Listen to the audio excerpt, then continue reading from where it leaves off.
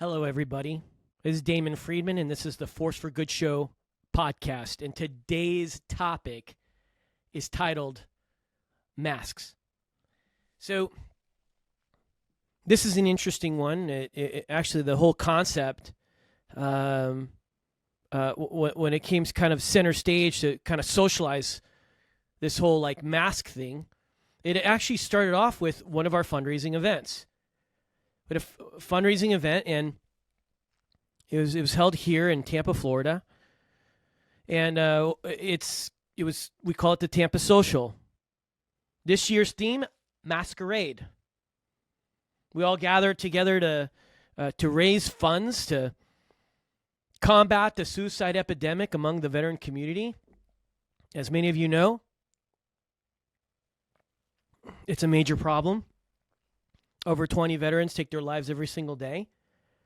And it's a great cause to be a part of, to help find a solution to our American men and women, our heroes who serve our country, sign on the bottom line, take that oath, right? Raising your right hand, that oath, to protect this country against all enemies, foreign and domestic. And then they come back from the service, and they're struggling, and somebody should be there to help them. Somebody should be there to help them, and so I encourage everyone, hey, be a part, help a veteran in any capacity. Obviously there's a lot of nonprofits out there that are doing great work. There's a lot of nonprofits that are not doing such great work. There are a lot of nonprofits that are involved in this initiative just because it's lucrative and they figured out a great marketing scheme and they're making a lot of money. But for us, that's not the case. At SOF Missions, the nonprofit that I am co-founder of and that I'm leading with some of the most extraordinary people. Man, my shout out to our amazing board of directors. Man, I can't tell you how much I love them. They're incredible, and we're all gathering together for this cause. And so we're socializing this concept of the masquerade. All right, so let's get into this. Why a masquerade? I remember we're doing this a newsletter out there, and we're even getting these emails by some people. It's like, why are you doing a masquerade? What's the point? There's this one individual that kind of went off the chain about why it's such a bad idea. But let me explain why it was a really good idea and how powerful the whole concept is. When we were discussing the theme for this year's fundraising event right here in Tampa, the Tampa Social, we all agreed that many of us wear masks. That's right. Wherever we go, many of us are wearing masks every day. What's interesting is that we wear these masks on social media. We wear these masks with our friends. We wear these masks with our family. We wear these masks. And a lot of times when we're looking at ourselves in the mirror, the mask is on. That's right. And I firmly believe that many of us have two personas. The one that we're trying to present to the entire world and the one that's hidden inside. Now look, many of us carry scars. Scars that nobody else can see. I mean, you never know what's going on with people. You don't know if they're hurting, why they're hurting, the challenges that they're dealing with. So always be careful. You be careful. I mean, this place is ruthless. This world is ruthless. Like all the social media, keyboard commandos out there. It's weird. But you should be careful because you never know when somebody else is hurting. People assume that nothing is wrong, that everything is fine. When in reality, we're not. You got to be careful, man. So there's so many scars that are visible. Very, very easy to see, with my military community. You can walk in the hospital, and if you see somebody in a wheelchair, it's clearly evident. If they're missing a leg and they're an amputee, it's clearly evident that they have a scar and it's physical. But what about the invisible scars? I'm telling you right now, the invisible scars are dangerous. They're hard to identify, and especially when people are in denial. When they themselves are denying those scars, man, it's lethal. You could get caught in an ambush in the darkest time, in the darkest room. So our event was all about taking our masks off. It's recognizing that we're wearing masks, that we're taking these masks off, and we're revealing the invisible scars deep within. That's what it was about. It was a great event. It really was. So what is this podcast about today? What is it about? I'm going to tell you something. In my 19th year of service, I found myself in a hospital inpatient for 3 months. For 3 months. Now, that's not the first time I'd ever been to a hospital or a medical facility to deal with my injuries. Oh, what injuries are we talking about? Mild traumatic brain injury? Everyone's like, PTSD. Yeah, I'm definitely dealing with some PTSD. I mean, numerous deployments to Iraq and Afghanistan, operating out in the field, not just in the JOC, not just in the operational center, out in the field, outside the wire, being intimately a part of the conflict, dropping bombs, blowing people up. Like, I understand the implications of combat. I do. And it only takes one moment, and then you're changed forever. You don't have to be that guy who you're in 1,000 raids. No, man, you could be a part of it. You witness it, you experience it, and all of a sudden you're just changed. I know what that feels like. I've woken up in the hospital from seizing, from a significant concussion that knocked me out, staying overnight. Like that's happened a few times. So I understand. So I'm inpatient, and all of a sudden they're like, look, there are some things that you're dealing with. There are scars that are invisible that you're in denial of. We need to address this. It's the first time I sat down, no joke, with a psychologist, and it started and she helped me start unearthing all this stuff. And it's way beyond war.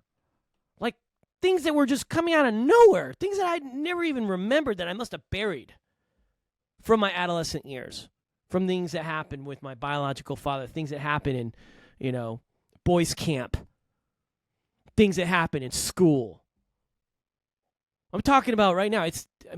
There's some stuff that I experienced that, man, no kid should ever experience. Absolutely. No way. And it plagued me. It haunted me. And then I buried it. Full disclosure, I used a lot of my anxiety and my depression and the things that I was so frustrated about, trying to figure out how to survive. I used all that as fuel. I did. But it never changed the fact that I never addressed it. I was wearing a mask. I'm here to tell you that we're all on a journey. And I'm here to ask you a question. Are you wearing a mask? Because the reality is that most likely you are. You know what happens when you're wearing a mask? This is what happens. I'll tell you what I did. Because I never faced my issues, and it could be because I wasn't aware of it. Maybe I was avoiding it. Maybe I was just denying it. Oh, it didn't exist, I'm fine. Always fine. After all, I'm resilient. I'm been in the Marine Corps, was a Marine Corps officer. Part of the invasion. I'm strong. I'm good. Whatever it is that I'm dealing with. Yeah, sure. Yeah. I know what it's like to experience that moment when your buddy gets killed. I do. I know how it feels like when your buddy is coming in on a C-130 or a C-17 and they're hoping that he makes it. Yeah, I do. I know that. I know what it's like to experience that. Yeah, I do. I remember specifically.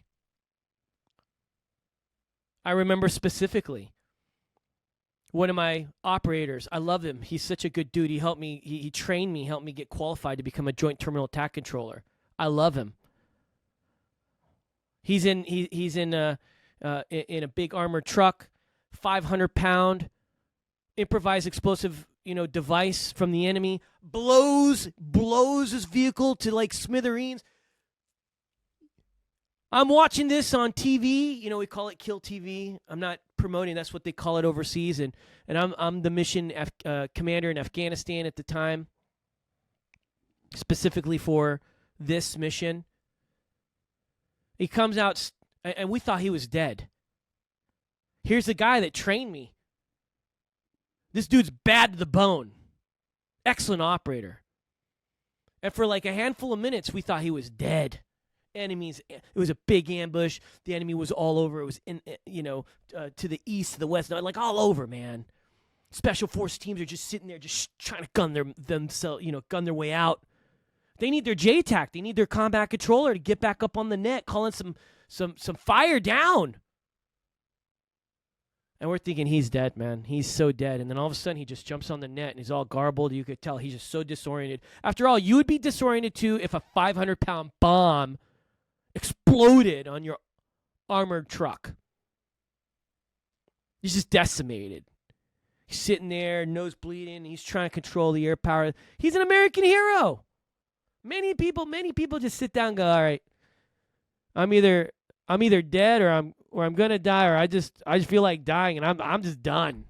Not this guy. And I remember exactly how he was flown out, medevac brought in. And I'm just sitting here and I'm just praying that he's still alive, that he's okay. And even if he's alive, that there's not something, terribly wrong cognitively. I mean, that's what happens on a 500-pound bomb that tries to kill you, right? I got that all the way down to when I was a kid. There are people in my life that I trusted specifically to protect me, that hurt me physically, beat the living crap out of me. They did, yeah.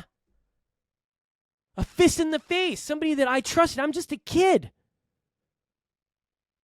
Yeah.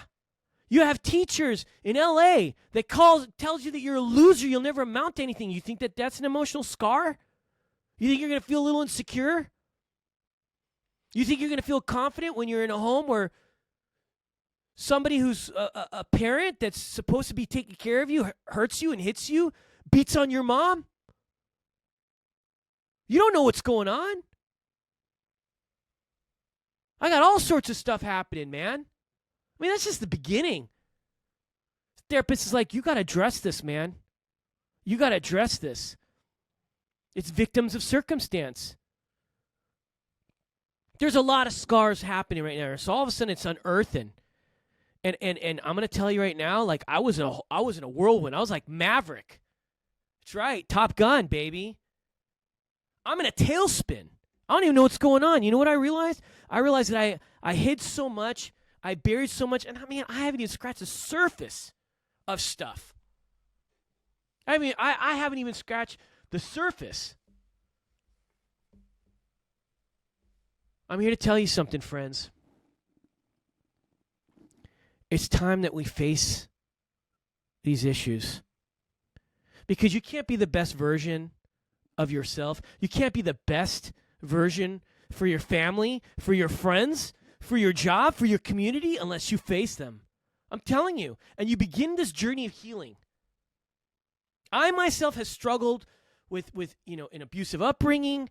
I've experienced insecurities. I've been overwhelmed by fear, anxiety, and depression. I have struggled with suicidal ideations. Have you? You ever come to the point where you go, I just think that this world is better off if I'm dead? Have you? How is it possible that I could get to this point that I fought for so hard for freedom, bled for this country. I'm inpatient for 3 months in the hospital. Right? I'm recovering. Takes nine more months as an outpatient. How did I get to this point that I fought so hard for the freedom of everybody else that I'm going to use that freedom that I fought for to take my own freedom? Suicide. How is that possible? I'm here to tell you something. I know as a fact that the world is better off because I'm here. I do. And I'm here to tell you that the world is better off because you're here too. Somebody had to share that with me.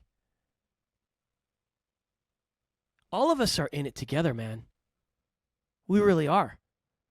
This is a call to action to be the best version of yourself for the people that you love and the people that love you. And the reality is, and I say this in almost every podcast, we need you. This world needs you. We need you here to do awesome things. Awesome things because there's a lot of pain. There's a lot of agony. There's a lot going on in the world. And we need world changers. And I'm going to tell you something. If you've struggled and you've been dealing with pain, use that pain as fuel, baby. Use it. I have. I had 1,000 reasons why I should quit.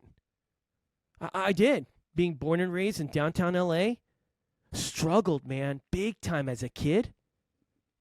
1,000 reasons. I was in juvie. I was a bad kid, man. I really was. But you know what? At the end of the day, I was just looking for meaning in my life, and I was looking for hope. That's the case. That's the truth. It really is. And the reality is that the 1,000 reasons why that I came up with that I should quit, I realized one day it's 1,000 reasons why I should win. So do yourself a favor, friends. Take your mask off. Face your fears. Begin this journey of healing. We can do this together.